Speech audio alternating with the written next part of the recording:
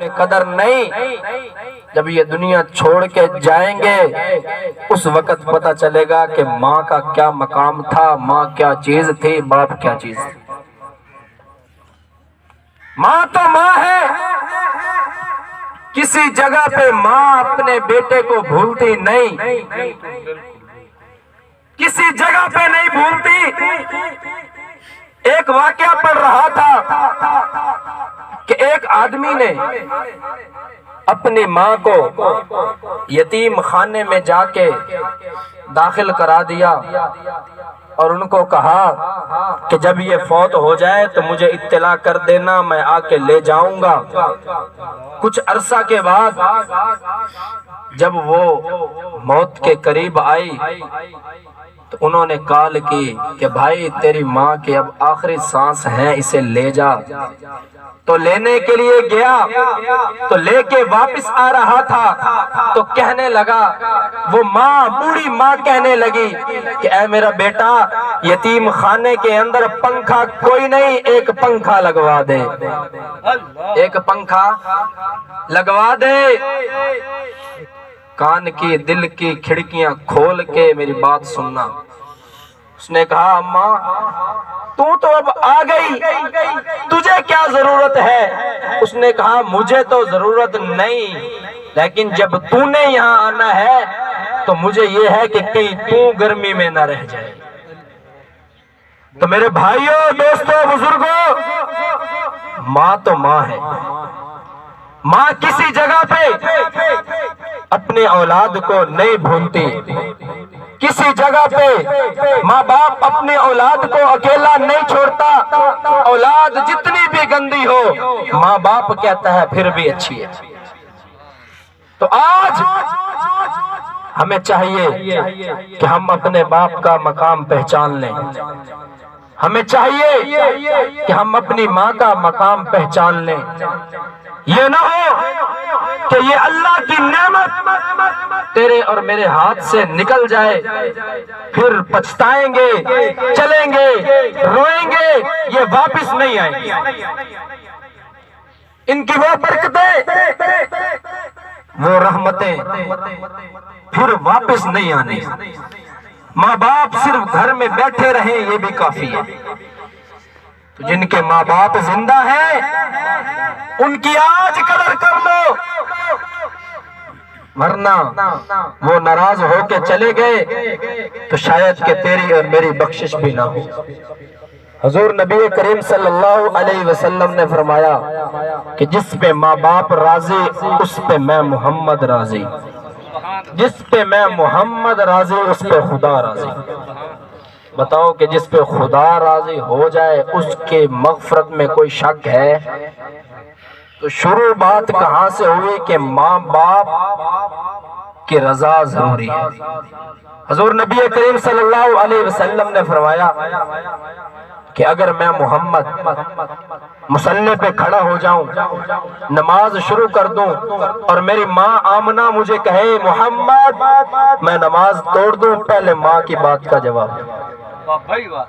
کیوں کہ نماز کی قضا ہے، ممکن ہے ماں دوبارہ بلائے نہ بلائے۔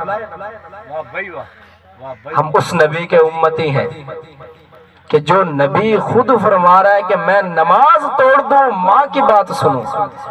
ہم آخری نبی کے امتی ہیں، ہم نبی کو آخری مانتے ہیں نہیں مانتے؟ اسی کے ساتھ ساتھ حضور کا تذکرہ بھی ہو جائے، ہو جانا چاہیے یا نہیں ہونا چاہیے؟ ہونا چاہیے۔ تو ہم آخری نبی کے امتی ہیں، ہمیں آخری نبی کہہ رہے، فرما رہے ہیں کہ ماں باپ کی قدر کرو۔ میں محمد بھی اگر نماز شروع کروں، ماں مجھے بلا لے، میں نماز توڑ دوں، تو تم اور میں کس بات کی مولی ہیں؟ تو حضور نبی کریم صلی اللہ علیہ وسلم کی باتوں پہ ہمیں عمل کرنا چاہیے یا نہیں کرنا چاہیے؟ آج کل تو عمل کرنے کی بجائے کام الٹ ہوا کھڑے۔ دشمنان صحابہ بھی موجود ہیں۔ پہلے ہم سنتے تھے کہ دشمنان صحابہ تو ہیں، صحابہ کو برا بھلا کہنے والے ہیں، سنتے تھے۔ یہ بھی سن لو کہ حضور کو برا بھلا کہنے والے بھی ہیں، نعوذ باللہ۔ ختم نبوت کے منکر بھی موجود ہیں، حضور کی حیات کے منکر بھی موجود ہیں، جو حضور کو زندہ نہیں مانتے، حضور کو نعوذ باللہ کہتے ہیں ہماری طرح مردہ ہے۔ بالکل غلط ہے۔ علماء کی موجودگی میں دلیل سے بات کہوں گا، حضور اپنی قبر مبارک میں زندہ ہے۔ سبحان اللہ، علماء موجود ہیں، پوچھ لو۔ حضرت آپ کی نظر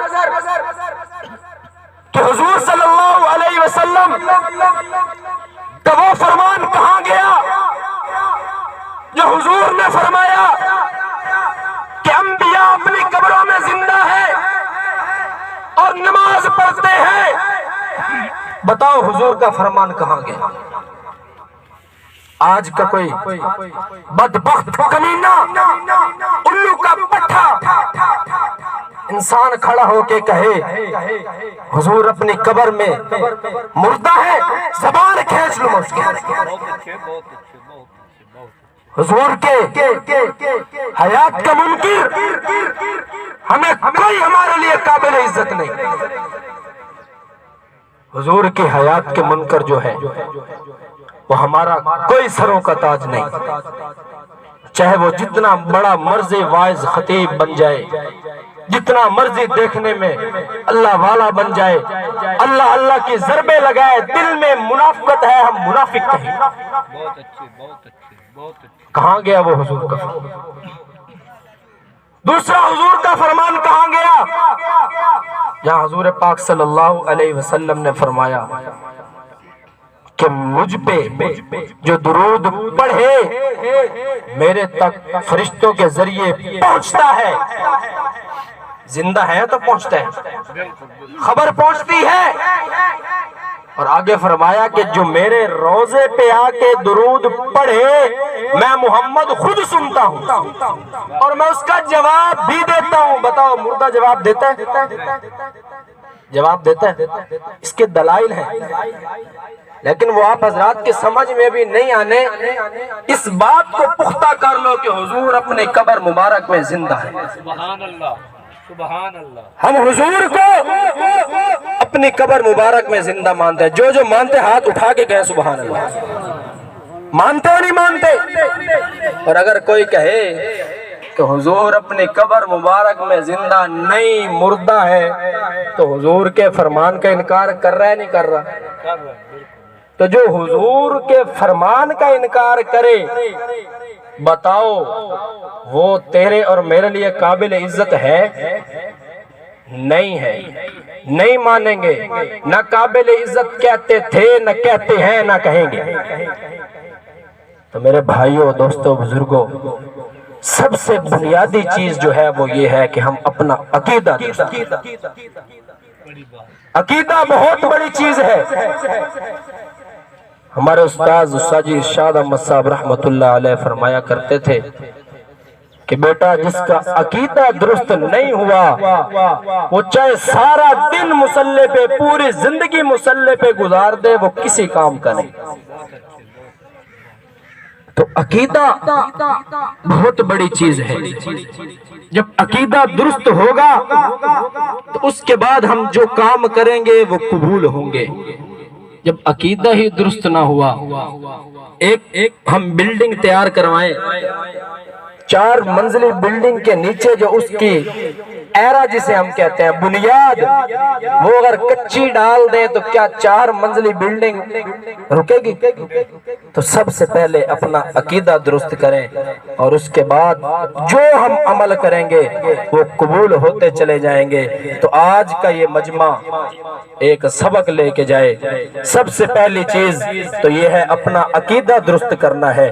عقیدہ درست کرنے کے بعد 5 ٹائم نماز کا اہتمام کرنا ہے۔ جب 5 ٹائم نماز کا اہتمام کریں گے اس کے بعد اللہ کو بھی ایک ماننا ہے، یہ عقیدے کے اندر شامل ہو جائے گا۔ جب ہم اپنا عقیدہ درست کریں گے تو اس میں اللہ کو بھی ہم صرف اللہ ایک مانیں گے، تو اس کا شریک کوئی نہیں۔ کوئی اس کا شریک نہیں، وحدہ لا شریک ذات ہے۔ اور اس کے بعد اپنے ماں باپ کی خدمت کریں۔ ماں باپ وہ عظیم ہستی ہے کہ یہ جب دنیا سے چلی جائے تو ان کی قدر و قیمت اس کے بعد پتہ چلتا ہے۔ تو آج ہی ہمیں موقع ہے، جن کے ماں باپ زندہ ہیں وہ اپنے ماں باپ کی قدر کرے، اور جن کے ماں باپ یہ دنیا چھوڑ کے چلے گئے انہیں چاہیے کہ جتنا ہو سکے زیادہ سے زیادہ اپنے ماں باپ کے ایصال ثواب کے لیے صدقات کریں، خیرات کریں، اور ان کو اپنی دعاؤں میں یاد رکھیں۔ جنہوں نے آپ کو پوری زندگی پالا پوسا، آپ کی خدمت کی، آج ان کا اتنا حق ہے کہ ہم ان کے لیے دعائے مغفرت ضرور کریں، ان کی قبر کی زیارت جا کے ضرور کریں۔ یہ نہ ہو کہ ماں باپ ہم پہ ناراض چلے جائیں۔ اگر ماں باپ ناراض رہے تو اللہ ناراض ہو جائے گا، اگر ہم اللہ کو ناراض کر بیٹھے تو کہاں جائیں گے۔ جو کچھ کہا سنا اللہ پاک عمل کرنے کی توفیق نصیب فرمائے۔ وما علینا الا البلاغ المبین۔